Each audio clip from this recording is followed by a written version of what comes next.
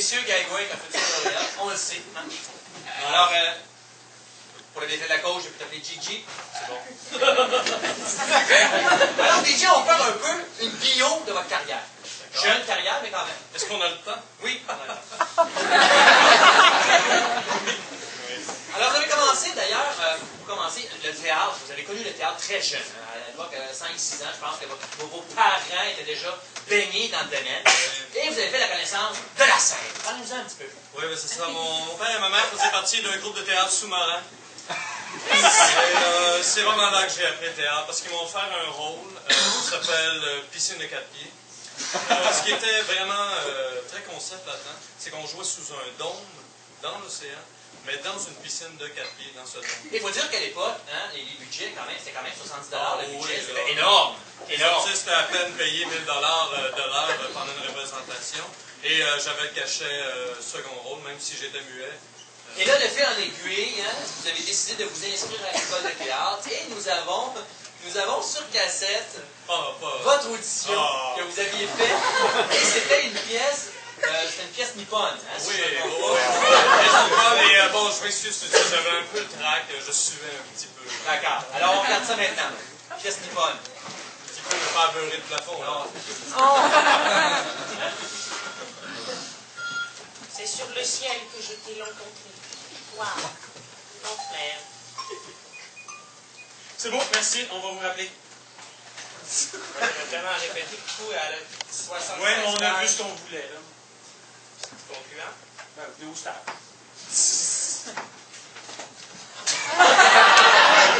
Ce qui est le fun là-dedans, c'est que dans la vidéo, je savais que j'allais me regarder plus tard. Oui, on a vu que la prestation, je dis, c'était déjà là, hein, à peine 5 minutes de fait. Oui. C'est déjà là un succès. C'était un futur trophée éventuellement que vous allez remporter un peu plus loin. Oui, j'ai eu le trophée cette année-là de la meilleure audition recrue 2000. Voilà, exactement. Et là, de fil en aiguille, vous avez fait quelques théâtres, quelques productions, dont une production qui était à la Chine, Oui. au théâtre Le Bouquet. Attendez. Oui, je m'en souviens, Théâtre de Bouquet. Ouais, c'est C'est du théâtre d'été, mais c'était pas un théâtre d'été, bon, comédie, burlesque, on sort des rideaux. Non, c'était pas ça.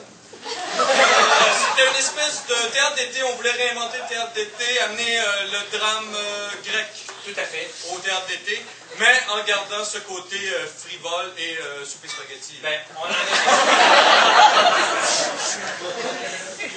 On est dessus bien tout nu, souper spaghetti. Souper spaghetti, souper spaghetti. Ah, là est la question. Meatball ou pas meatball? En tout cas, j'ai mes balles. Mais on peut dire que dans cette pièce de théâtre-là, la distribution était quand même assez impressionnante. Oui, moi je jouais dans le chœur et il y avait le grand maître de l'humour burlesque, Vincent Maltais, qui jouait un homme nu grec. Et j'imagine que ça a été une inspiration pour vous, aller plus loin. Non, Vincent Maltais n'a jamais été une inspiration pour aucun comédien. Alors là, si on enchaîne, quelques années plus tard, vous décidez de déménager dans la grande ville, hein, de Saint-Hippolyte. Et un producteur vous reconnaît, parce que vous avez déjà vu dans cette pièce-là que vous aviez fait à la Chine. Oui, c'est bien. Et il était sur une production cinématographique. Et vous avez fait un énorme navet. Mais on peut dire que la prestation valait la chandelle. Oui, je jouais là-dedans l'allumeur du Breaker, qu'on peut appeler. C'était un remake de la crise de Verglas. Et je jouais un employé d'Hydro-Québec.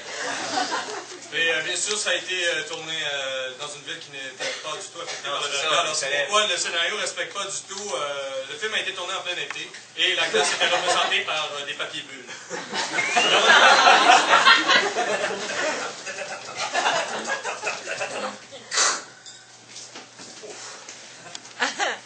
Oh là là. J'ai vraiment allumé ce breaker-là, moi. Oui, aïe, aïe. Pas facile. Pas facile, le Verglas.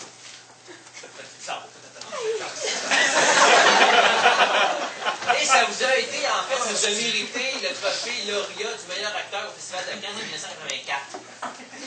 Mais dites-moi, honnêtement,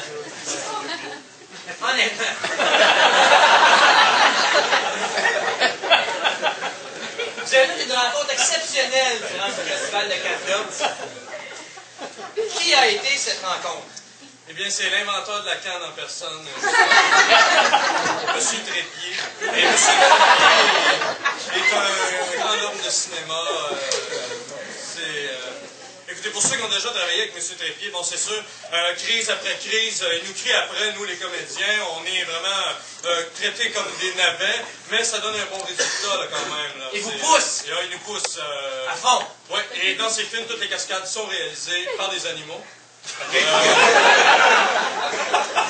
Avant que la loi passe contre les cascades d'anciens animaux. C'est ça.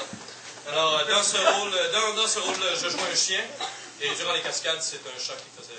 Et vous avez dû apprendre le chien. Oui. Le chien est une langue assez... les gens à la maison qui ont un animal canin, c'est un film à voir, vous allez comprendre beaucoup de choses. Bon, là d'ailleurs, l'instructeur... Oh, non, il est ici. Oui, il est ici. Chow Ming Chow. Oh, mon Dieu. Chow Ming Chow.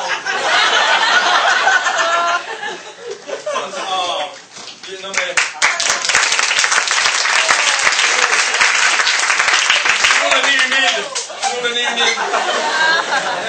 Chow Ming Chow, vous allez vous asseoir. Hein, vous vous rappelez de Gigi? C'est un bon time, non? Il m'a dans Gigi.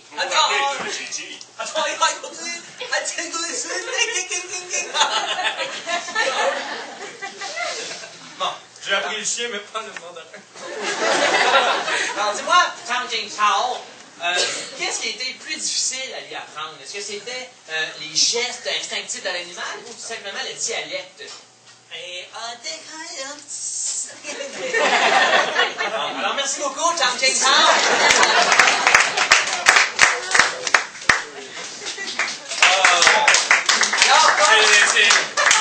C'est presque des bons souvenirs. Oui.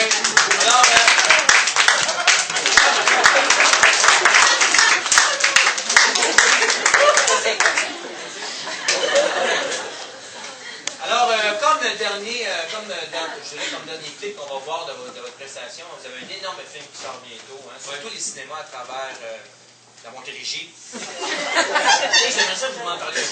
Quel est le titre de ce film d'ailleurs? Alors, c'est Sexe. Et quel est le rôle que vous jouez dans ce film? Oui, c'est ça, c'est Sexe pour adolescents. C'est le rôle principal. Oui, c'est bien ça. Alors, c'est une vidéo qui va jouer dans la plupart des écoles secondaires. Je joue le rôle d'un adolescent rebelle qui ne veut pas porter de protection lors de l'acte amoureux. Et voilà, ça finit bien quand même. Je veux pas que les gens aient peur. C'est un film où il n'y a pas vraiment de scène de nudité. Ça s'adresse quand même à des jeunes de 12 ans. Oui, et on a un extrait, là, je pense. Oui, je pense que c'est la plus langoureuse. Oui, c'est ça. Et on va la regarder.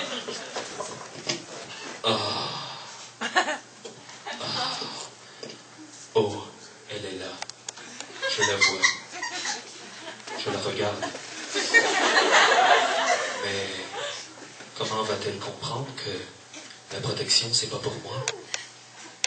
Comment je vais pouvoir lui dire? Ah, la voilà, qui arrive avec sa casquette et ses cheveux bouclés. Oh,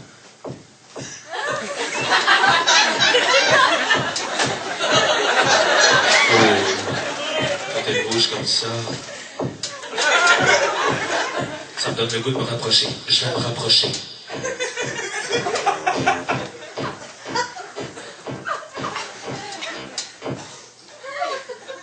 Oh, quel beau moment!